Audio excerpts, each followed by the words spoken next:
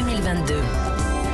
Dimitri Pavlenko. 8h43 dans le langage du Kremlin, c'est encore une opération militaire spéciale, pas même une guerre menée contre un non-pays, l'Ukraine peuplée de frères slaves, ceci dit, destinée donc à revenir sans trop se débattre dans le giron russe sous le regard d'Européens tétanisés par le bruit des armes. Et voilà que les choses ne se passent pas tout à fait comme prévu par le Kremlin, les Ukrainiens résistent, les Européens vont livrer des armes aux assiégés en attendant de se réarmer eux-mêmes. La guerre conventionnelle ouverte est de retour en Europe, du moins. On s'y intéresse et l'histoire semble changer de direction. On en parle ce matin avec Charlotte Dornelas de Valeurs Actuelles. Bonjour Charlotte. Bonjour. Guylaine Ottenheimer, rédactrice en chef à Challenge. Bonjour Guylaine. Mathieu Boccoté qui n'a pas pu faire son édito ce matin, bousculé par Clément Beaune, mais il est avec nous. Bonjour Mathieu. Tristesse, bonjour. Et Antoine Arjakovski, historien, directeur de recherche au Collège des Bernardins. Bonjour Antoine Arjakovski, merci d'être avec nous. Vous avez beaucoup écrit sur l'Ukraine, vous avez beaucoup écrit sur la Russie. Je citerai deux de vos livres. Votre voyage de Saint-Pétersbourg à Moscou, Anatomie de l'âme russe, c'est paru chez Salvatore il y a quelques temps. Ou encore Occident, Russie, comment sortir du conflit. Ce livre, vous le signez en 2017. Je signale aussi que depuis 8 ans, depuis 2014, vous alertez sur ce conflit russo-ukrainien qui a commencé avec l'annexion de la Crimée. Et alors, vous écriviez à l'époque, je vous cite, ce conflit menace et entraîne avec lui l'ensemble de la planète. Vous écrivez ça en 2014. Nous y sommes, Antoine Arjakovski? Nous y sommes. J'ai eu la chance de vivre 17 ans en Russie et en Ukraine pour l'ambassade de France à Moscou, l'ambassade de France à Kiev. J'étais attaché culturel, j'ai beaucoup d'amis et en Russie et en Ukraine. Et ce que j'ai vu, c'est progressivement une Ukraine devenir démocratique, pro-européenne et ouverte à la diversité. Et en Russie, malheureusement, un repli à partir de l'arrivée de Vladimir Poutine en 2000, un pouvoir qui, au contraire, s'est crispé, est devenu de plus en plus autocratique et n'a pas réglé le problème qu'il fallait régler dans ces années-là, c'est-à-dire la critique du communisme, le jugement du passé. Lénine est resté sur la place rouge et voilà, ce travail-là de purification du passé n'a pas été fait et donc deux réactions qui se sont produites et bien sûr que lorsque l'annexion de la Crimée s'est produite en 2014, j'ai écrit ce livre Russie-Ukraine de la guerre à la paix et je me souviens, c'était en juin 2014 que j'étais un des rares à parler de guerre. Le président François Hollande a mis 1 an avant d'utiliser le terme même de guerre. Oui. Et donc voilà, on a été surpris en Occident de cette évolution divergente entre la Russie et l'Ukraine. Comme on est surpris aujourd'hui, Antoine Arjakovski, cette surprise de l'invasion à laquelle personne ne croyait, bien que la Russie massait des troupes depuis plus d'1 an sur les 3/4 de la périphérie de l'Ukraine, il se trouve qu'en Russie, on pousse le récit, Vladimir Poutine pousse ce récit d'une guerre de défense de la Russie, quand aujourd'hui le monde entier y voit une agression. Comment vous interprétez, vous, cette lecture? C'est de la pure propagande de Vladimir Poutine, il sait très bien que ça n'est pas le cas, ou il est convaincu de son fait, d'après vous? C'est de la propagande, clairement, mais en même temps qui est liée à une vision du monde. Il l'a expliqué lors de son discours lundi dernier, lorsqu'il a dit nous reconnaissons les républiques autoproclamées, nous envahissons l'Ukraine. Pourquoi? Parce que nous sommes agressés. Nous avons pactisé pendant un temps avec l'Occident, comme nos ancêtres en 1939 lors du pacte Molotov-Ribbentrop. C'était pour gagner du temps. Maintenant, nous sommes agressés et donc nous devons nous défendre. C'était pour lui une façon de se dire, voilà, nous sommes en 1941 et donc nous devons réagir par rapport à un Occident décadent qui est devenu l'empire du mal. Donc, finalement, le principal titre de gloire de la Russie, c'est la victoire de 1945. Ouais. Et comme ça s'effondre de partout, cette idéologie communiste, il veut se raccrocher à ça et il veut refaire la Deuxième Guerre mondiale pour apparaître comme un héros et finalement ressembler à son héros qui est Staline. Ouais. Donc c'est dramatique, mais dans sa tête et dans la tête de l'état-major et des généraux qui l'entourent, ils sont tellement marqués par cette victoire qui est encore une fois, leur titre de gloire, qu'ils veulent finalement, vis-à-vis du monde, dire mais regardez-nous, parlez avec nous, nous sommes les héritiers de la grande Union soviétique. On peine à croire que ce soit aussi simple que cela, tout de même, Guylaine Ottenheimer, parce qu'on se dit peut-être qu'effectivement, Vladimir Poutine cherche à réactiver une mémoire commune, une mémoire collective des Russes, c'est facile à comprendre d'une certaine manière. Mais on peut désarçonner à se dire que le président russe, aux affaires depuis maintenant 22 ans, n'est pas au contraire ancré dans le réel avec des objectifs contemporains. C'est toute la difficulté dans cette affaire. Personne ne me rentrait dans la tête de Poutine. Et on s'interroge vraiment sur jusqu'où peut aller. On sait que c'est un dictateur très isolé, très paranoïaque, qui fait goûter ses aliments, qui est enfermé dans sa data de Sochi où il a un faux bureau du Kremlin pour pouvoir intervenir à la télévision sans qu'on sache où il est. Et on ne sait absolument pas jusqu'où il pourrait aller.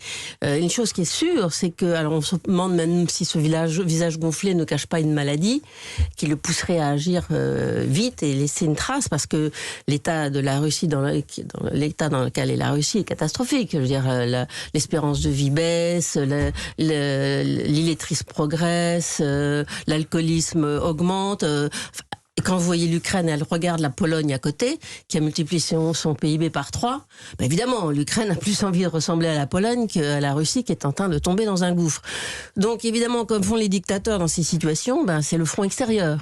C'est-à-dire la Grande Russie, les annexions, etc. Enfin, la pensée inquiète en Russie, ça date pas de Vladimir Poutine. Hein. Le syndrome de la forteresse assiégée, ça fait. Non, mais c'est souvent utilisé. C'est souvent utilisé et ravivé dans les périodes difficiles. Ouais. Alors maintenant, l'Occident se frappe la poitrine, la coupe, en disant on l'a pas assez intégré, on l'a pas assez pris en considération, on n'a pas assez flatté son désir de puissance et d'exister. Moi, je pense que la faute originelle de l'Europe, c'est quand l'Empire soviétique s'est effondré. On a laissé les vautours des hedge funds américains, les McKinsey, venir apprendre le capitalisme à Moscou. Et c'est c'est ce qu'ont fait les États baltes et ça se passe plutôt pas mal pour eux. Oui, mais pas du tout de la même façon, parce que les États baltes ont construit des États. Thérapie de choc. On construit des États. C'est ce que la Russie n'a pas construit d'État. Donc c'est les oligarques qui ont pris le pouvoir. Et on a laissé faire ça. C'est de la faute originelle, parce que ce pays ne s'est jamais remis. Je veux dire, il ne fabrique plus rien, à part le blé et les matières premières. Quelle est l'économie de la Russie aujourd'hui ? Oui, c'est vrai que la Russie, c'est la mine, c'est la centrale électrique de l'Europe d'une certaine manière. Intéressons-nous peut-être aux Ukrainiens, parce qu'on va pas avoir le temps évidemment de passer tout en revue, mais Mathieu Bock-Côté, alors votre chronique portait justement sur la résistance ukrainienne. Qu'est-ce que vous aviez prévu de nous dire ce matin? Oh, mais je veux dire, en quelques mots, ça me faisait penser, j'y reviendrai peut-être demain, mais 1939, la Finlande, on s'en souvient peut-être ou non, agression des Russes, guerre d'agression préventive. Pourquoi? Parce qu'on croit que l'Allemagne nazie est capable de frapper Leningrad. Il faut donc créer une espèce de zone tampon, notamment avec la Finlande. Donc c'est une espèce de petite histoire qu'il faut raconter. Pourquoi je racontais ça? Parce que personne ne s'attend en 1939 à ce que la Finlande résiste. Personne ne s'attend à ce que la Finlande soit capable de tenir tête à la puissante Union soviétique. Et que se passe-t-il? Elle résiste et elle suscite une forme d'admiration à la grandeur du monde en temps réel. Eh bien, c'est un peu aujourd'hui ce qui se passe. Personne n'imaginait les Ukrainiens résister. Tout le monde les imaginait à peu près tomber. À la rigueur, on imaginait un baroud d'honneur de l'armée. Et là, bon, tout se joue en temps réel. Il se peut que dans une semaine, tout ça soit terminé. Mais il y a une résistance qui suscite une admiration et qui sait en plus utiliser les moyens contemporains de la guerre de communication pour mettre en scène son récit admirable et héroïque partout en Occident, qui crée une forme de solidarité massive autour des Ukrainiens. Oui. Donc c'est une résistance inattendue, héroïque et en plus bien jouée entre guillemets sur le plan de la propagande militaire ou de la propagande de guerre. C'est vrai que Charlotte Dornelas, ce conflit, d'abord il se déroule entre le plus vaste pays du monde, la Russie, et le pays le plus vaste d'Europe. Évidemment, ça passe pas inaperçu. C'est un conflit entre hommes blancs, en plus. Il y a cette dimension-là qui frappe les esprits. On a lu sur les réseaux sociaux, c'est pas pareil que si c'était des réfugiés syriens. Comme si la Syrie, c'était le vaste monde lointain. Là, c'est beaucoup plus immédiat, beaucoup plus proche dans l'imaginaire collectif, Charlotte Dornelas. Et pas que, parce qu'on l'a vu sur les réseaux sociaux, sur la question, en effet, de la migration. Et d'ailleurs, la Pologne donne une leçon d'accueil à tout le reste de l'Europe en ce moment. D'une part, parce que les Ukrainiens n'ont pas le choix, en fait. On va pas les faire fuir en Russie. Et il y a un moment, quand vous fuyez, il faut fuir à côté. Donc la question se pose évidemment différemment, mais même dans l'Occident tout entier. Le retour de la question de la puissance, l'Allemagne qui double son budget d'armement, enfin son budget militaire en 2 jours, truc impossible à penser ces dernières années. Alors il y a que les États-Unis qui restent très loin comme d'habitude, ils ont bien mis de l'huile sur le feu et puis maintenant ils sont plus là. Mais l'Europe, la réaction des gouvernements occidentaux en se disant finalement peut-être que pour défendre des valeurs, il faut un peu assurer sa puissance au préalable. C'est évidemment parce que c'est tout proche. Parce que là on a l'impression depuis 3 jours à entendre certains observateurs, on va dire, que ça y est, c'est le retour de la guerre dans le monde. Et en fait, il y a beaucoup de pays, malheureusement, en guerre dans le monde. C'est le retour de la guerre chez nous, en fait. Et ça, c'était inimaginable il y a encore quelques semaines. D'ailleurs, c'est d'ailleurs pour ça que beaucoup ne l'ont pas vu ou qu'on n'a pas voulu le voir, parce que c'était pas possible, en fait. C'était fini, il n'y aurait plus jamais de guerre. Et ça, évidemment, c'est le retour chez nous. Ça, c'est sûr que la guerre entre la Russie et l'Ukraine, à 3 heures de Paris, c'est plus réel qu'à l'autre bout du monde. Ça. De frontière à frontière, c'est 1500 km, hein. C'est assez proche. Antoine Arjakovski, justement, sur l'Ukraine, vous avez accordé un long entretien au Figaro ce week-end dans lequel vous parlez des Ukrainiens. Et avez-vous été surpris de la résistance vaillante qu'ils opposent à l'armée russe? Et l'armée ukrainienne a surpris les observateurs du monde entier, mais la réaction de la population maintenant? Non, j'ai pas été surpris parce que, encore une fois, j'ai vécu un bon moment en Ukraine et j'ai vécu les différents Maïdan. Il y a eu un Maïdan en 89, cette place centrale de Kiev où les Ukrainiens avaient lutté pour l'effondrement de l'Union soviétique en 1991. Donc ça a été une période de résistance incroyable et ça s'est reproduit en 2004. La Révolution Orange, tout à fait, où là, c'était le deuxième tour des élections qui avait été truqué par Yanukovych à l'époque et ça avait rendu fou la population. Ils voulaient des élections libres.